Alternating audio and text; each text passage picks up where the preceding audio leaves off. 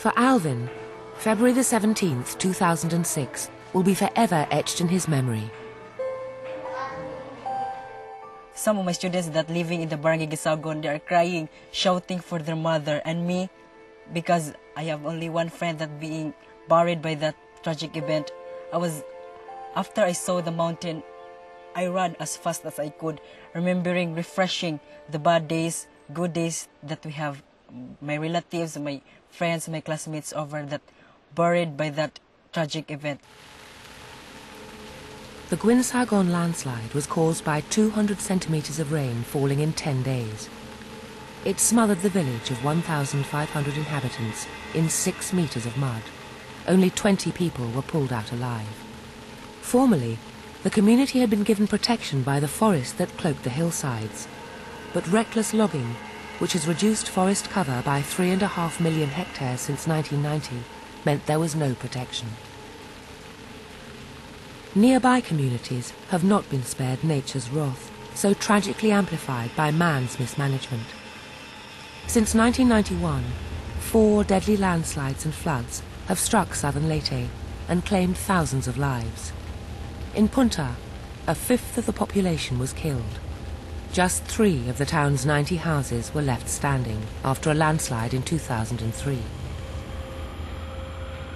Malangsa is a small fishing village not far from Punta. Here in 2006, a catastrophic mudslide ripped away the gardens and fields of the people who live there. 20 were suffocated by the mud. It was raining so hard there were landslides. One child and a pregnant woman died in this disaster. I'm a good man, I work hard, I can't leave. The only way I can get income is from farming here. God will protect me. Children were shocked and traumatized by what they saw and the sheer level of destruction they witnessed. We will die if we stay here. The fishing village was moved to a safer place inland. Although the fishermen have to find alternative work, it's better for the children, who now go to a modern, well-resourced school. On the curriculum is training in early warning systems. The rain gauge records rainfall levels. If it goes over the 650 milliliter mark, then flooding and landslides could occur. The time of the measuring of this rain gauge is 8 o'clock in the morning and 5 o'clock in the afternoon. So when there is a very, very heavy rain, you will just measure it hourly. An hour you will just point this. So you have a rain gauge in your own home, then your mother, your father did not know how to use it, then you are knowledgeable about how to measure this rain gauge. You will hold it. We have to know what to do in preparing and alertness during, after, before the disaster comes. Alvin and Honey have both learned to read the environmental warning signs, which they track at the office of the Mines and Geosciences Bureau. The red ones are identified as the ones with the high susceptibility to landslides. The green ones are moderately susceptible to landslides, and the yellow ones are low. The entire island is susceptible to landslides, except those flat areas. In Part 2, we see how by taking responsibility for community safety, young people are battling fatalistic attitudes of the older generation.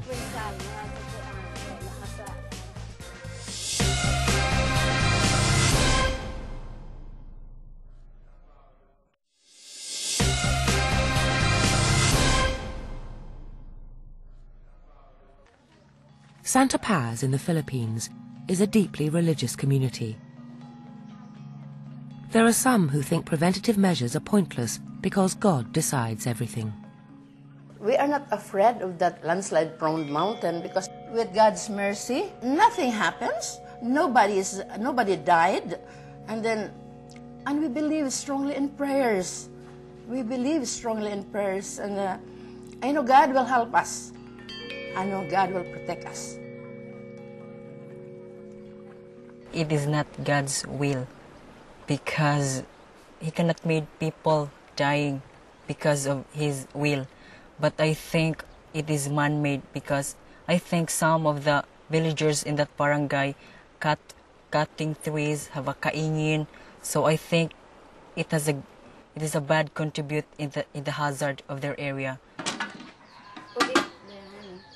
A local priest agrees. Honey's father, Father Reed Tellen.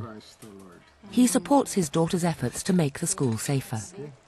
I could not imagine children buried alive in the raging mud just because we didn't do anything to reduce the tragedy or whatever. You really think it's significant to have this campaign and tell to my peers to relocate to certain place? Yeah. As a president, you are the president of the student government, so you should have to act on that. Explain to them. We will not allow our children to be buried alive. So what do the pupils think? They seem to be very clear about the options.